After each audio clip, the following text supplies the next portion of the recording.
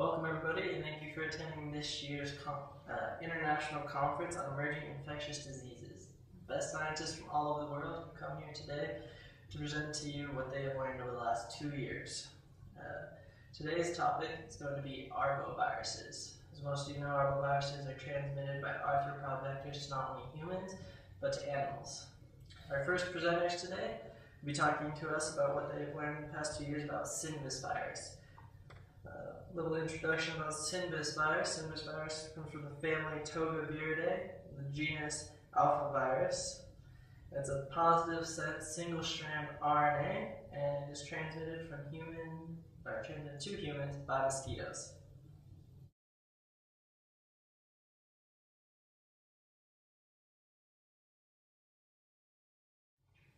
Hi everybody, I'm Keith Bennett. My colleague is Avery Kramer, and we conducted a study on the behavioral responses of virus infected mosquitoes to DEET and non-DEET based insect repellents. First, I'm going to go over a brief introduction to virus, how repellents work, and then we'll get into the experiment and our results.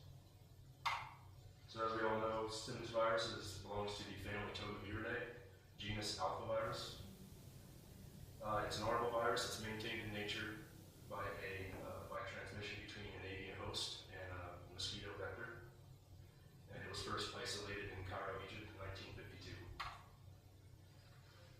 When a human is bitten by an infected mosquito, Cindus fever can result. Cindus fever is not clinically important. There's never been a fatal case reported. However, it is endemic in northern Europe with large outbreaks that occur intermittently every 7 years or so in Finland and Sweden. Common symptoms include rash, malaise, low-grade fever, headache, and arthralgia in adults. So here's the insect vector. Naturally it's Culex species, but in this study we used Aedes aegypti, and even though it's not the same species, virus has been isolated from Aedes aegypti in nature. So here are the repellents. Repellents are believed to work by blocking the olfactory sensory pathway of the mosquito, basically rendering it unable to smell a host. So our experiment, we seeked to find out whether virus infection can alter host-seeking behavior in the presence of exogenous repellent odors. Our goal was to investigate the potential behavioral changes of infected mosquitoes when offered a blood meal containing a sausage casing saturated in one of 4 repellents. And these are the 4 repellents that we use. These are all commercially available. 15% DEET, 15% picaridin, 7.75% 2U, and 30% oil of eucalyptus. So to start, we reared Aedes aegypti mosquitoes in an insectary and separated them into groups. We infected one of the groups with virus, and as these mosquitoes emerged from pupation, we separated them so they were all the same age at the time of evaluation. We conducted 2 tests. We tested for time to first bite and another test involving blood feeding behavior. For the time to first bite test, we took 50 mosquitoes, 25 infected, 25 non-infected, and exposed them to blood meal saturated in one of the 4 repellents. Time to first bite was calculated as the number of minutes elapsed between the time the mosquitoes were introduced to the cage and the time to the first attempted bite. For blood feeding behavior, mosquitoes were placed individually into a cage and offered a blood meal, again saturated in one of the 4 repellents. We evaluated each mosquito for activation time, which is the time of exposure to the blood source to the moment the mosquito lands on it. Orientation, the time taken from landing on the blood source until insertion of the mosquito's stylet. Probing, time from insertion of the stylet until first uptake of blood. And engorgement, the time taken from drawing first blood until the acquisition of a full blood meal. There was no difference between the time to first bite and the repellents for the virus infected mosquitoes, meaning that the virus infected mosquitoes were not deterred by the DEET or the picaridin. The time to first bite occurred sooner. There was a difference between the time to first bite and repellents for non-infected mosquitoes, meaning that the repellents effectively prolong the time to first bite. The graph shows the mean total time to creation of all 4 stages of blood feeding for the Sinvis infected and the control mosquitoes when exposed to a blood meal covered in a repellent-saturated sausage casing at 10 days post-exposure. The results from blood feeding behavior showed infected mosquitoes who were exposed to repellent completed the 4 stages roughly 2 hours before the uninfected mosquitoes did. The activation results showed infected mosquitoes were able to locate a blood meal faster by about 2 hours before the uninfected mosquitoes were able to. One noted difference between the orientation showed that mosquitoes who were exposed to 2U oriented about 12 seconds faster than the other mosquitoes. Infected mosquitoes were more likely to start probing the deep Picardan-soaked membranes and refeed while there was no difference between the other repellents. Infected mosquitoes took longer to fully engorge when exposed to DEET or Picardan, where there was no difference in the other mosquitoes, or in the other 2 repellents. Overall, the mosquitoes infected with Sinvis virus had a decreased sensitivity to DEET and Picardan. The infected mosquitoes took less time to find a blood meal and fully engorge.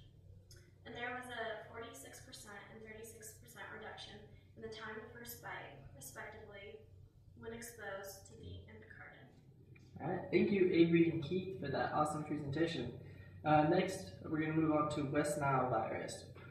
West Nile virus is in the family Flaviviridae, and the genus Flavivirus. It's a positive sense single-stranded RNA virus. In 1996, there was a large outbreak of West Nile virus in Romania, and ever since then, it's just been growing. So obviously a big topic of discussion. Let's give it up for Sam and Kelsey.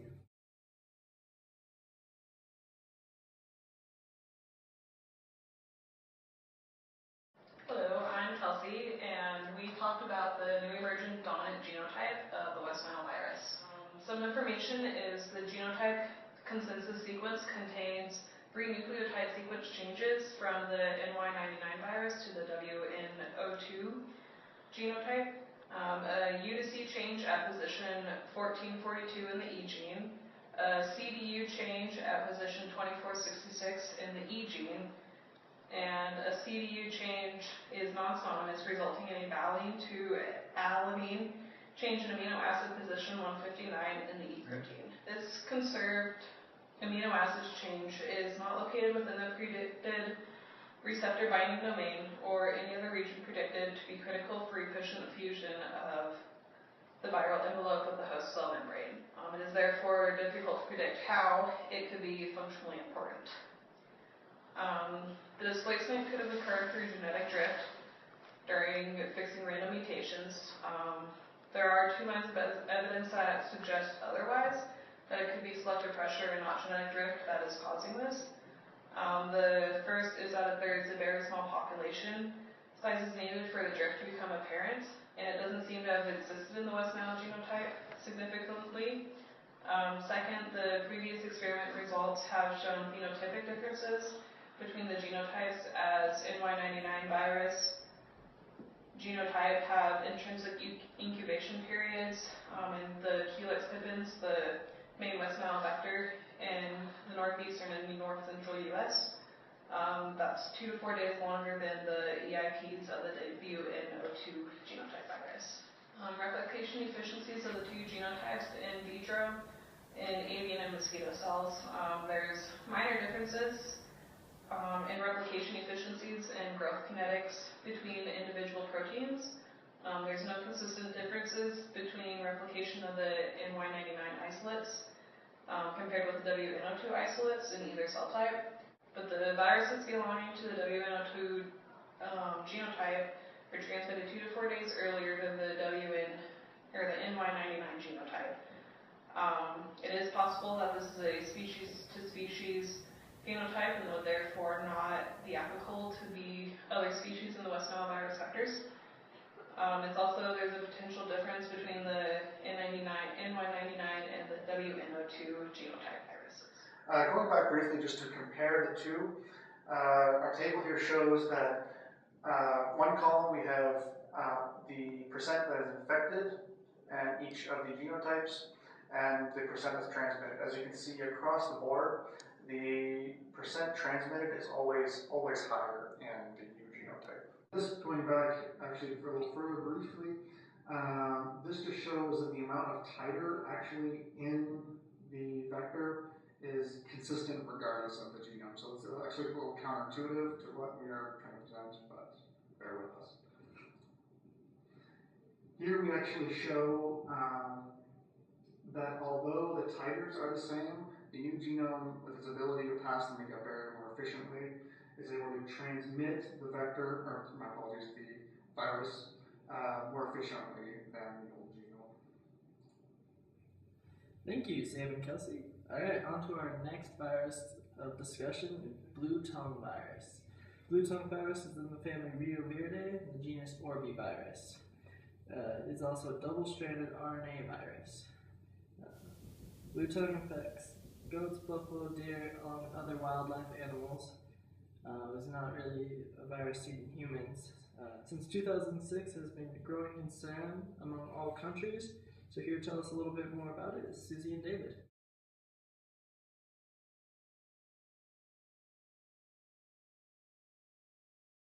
Hi everyone, I'm Susie Button along with David Barry, and we're going to talk about blue tongue virus today and the host vector interactions. So this is the basic life cycle of the blue tongue virus, but we're basically going to cover this part where the vector and the host is involved. So the main part of our research focused on vector capacity and vector competence. So vector capacity involves host preferences, susceptibility to infection, biting and feeding rates, and gonadotrophic cycle. So host preferences in blue tongue virus usually affects fine wool breeds and mutton breeds higher than cattle and wild ruminant species. But there's also susceptibility to infection. The extended viremia of cattle can allow a sort of overwintering mechanism, but this overwintering mechanism usually only lasts up to 11 weeks. So if there's a long winter, the vector can't survive without the host, which means the virus can't survive. And then the biting and feeding rates change. The vector really needs the flight activity depends on the light intensity and temperature of day. So the most risk for the host is at dawn and at dusk hours. And then the research on the gonadotrophic cycle that we looked up was focusing on transoviral transmission, and the research basically said that this actually does not occur. Hello everybody, I'm David Barry, and I'm going to talk to you about the vector longevity of blue tongue virus. The main issue with blue tongue virus is that the vector has to survive long enough to be able to transfer the virus to the host. And that means that the incubation period has to be short enough so that the vector does not die in time before the virus can get into the host. Research was conducted to show the daily survivorship of adult females, and that came out to be, in the western United States, is 62 to 88%. And it's basically, it varies a little bit, it's regional, depending on the extrinsic incubation period.